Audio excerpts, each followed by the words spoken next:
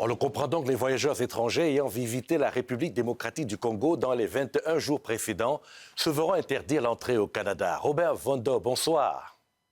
Bonsoir, monsieur. Alors, comment avez-vous accueilli ces mesures à la frontière canadienne?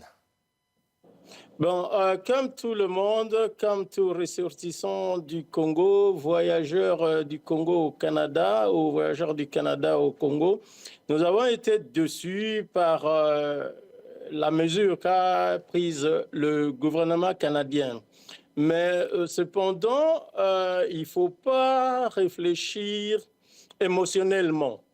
Il ne faut pas réfléchir émotionnellement dans la mesure où le gouvernement canadien est là pour protéger sa population, sa complète population étant ici ou étant ailleurs. Dont vous comprenez cette décision de l'Agence de la santé publique du Canada de réduire les risques auxquels serait exposée la population canadienne, puisque c'est ce que dit le communiqué. Ouais, nous comprenons parfaitement. Personnellement, je comprends parfaitement. Et je voudrais préciser ici que mon intervention ici, je n'interviens pas comme dirigeant de la communauté congolaise du Canada ou de la communauté congolaise du Manitoba. Bien que je sois membre du conseil d'administration de la communauté congolaise du Canada, nous avons eu l'occasion d'écrire au ministre des Affaires étrangères et de lui expliquer la portée et l'impact de cette mesure sur les ressortissants et les voyageurs congolais. Mais cependant, nous comprenons, nous avons assisté il y a quelques mois à cette vague pendant 2 ou 3 années du Covid-19 qui a perturbé tout le monde. Donc nous ne voulons pas que quelque chose comme ça puisse encore se passer. Nous comprenons bien le réflexe du gouvernement du Canada pour protéger la population. Mais Robert Vondo, en mai dernier, l'Organisation mondiale de la santé appelait les pays à lever toutes les restrictions de voyage imposées aux personnes en provenance de pays touchés par la maladie à virus Ebola. Et en l'espèce, sur le cas de la RDC, c'est circonscrit dans une zone à l'est. En relation internationale, ça c'est une affaire d'État à État. Le gouvernement, chaque gouvernement a donc l'obligation de décider dans les meilleurs intérêts de sa population. Donc, nous voyons partout dans les décisions des Nations Unies, il a pris beaucoup de résolutions, mais les gouvernements concernés n'ont pas appliqué ces résolutions. Les décisions des organisations internationales sont pas mandatoires. Les gouvernements ne sont pas obligés d'appliquer toutes les décisions des organisations internationales. Chaque gouvernement applique les décisions selon l'impact ou l'impact projeté sur sa population. Est-ce que vous voulez dire... Nous devons... Oui. Ouais. On essaie de comprendre, Robert Vondo. Est-ce que vous voulez dire que c'est au gouvernement à Kinshasa de saisir Ottawa? Ce que je voulais dire ici en relations internationales, c'est les relations entre État et État, gouvernement et gouvernement.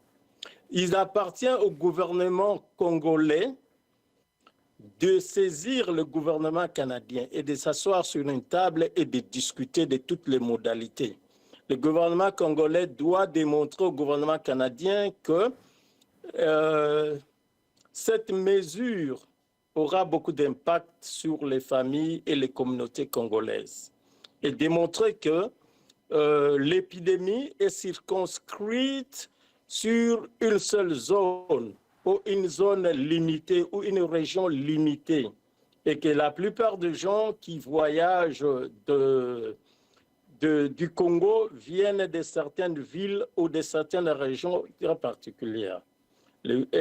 Essayer de demander au gouvernement canadien ou le gouvernement congolais devait mettre en place des mesures qui peuvent prouver au gouvernement canadien que tous les gens qui se présentent à la frontière ont été auscultés auparavant, pendant des jours et des jours, et que ces gens ne présentent aucun risque.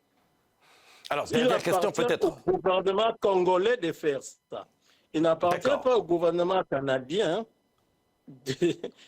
d'ausculter tous les gens à l'arrivée de la frontière.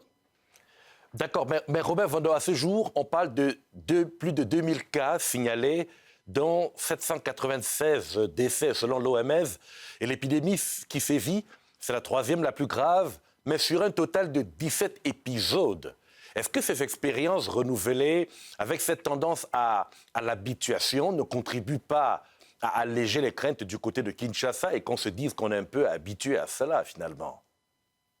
Non, c'est ça. Quand Kinshasa peut dire qu'on est habitué à ça, les autres pays, les pays limitrophes, les pays avec qui vous traitez, vont vous considérer comme étant, vous n'êtes pas capable de faire ça face. Si l'épidémie revient 17 fois, c'est que vous êtes incompétent, vous n'êtes pas capable de résoudre ce problème.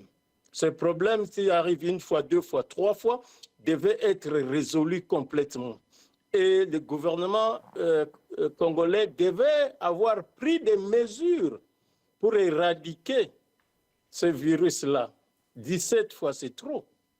Personne ne vous prend au sérieux. C'est pourquoi le gouvernement canadien a raison de limiter l'entrée à ces populations-là.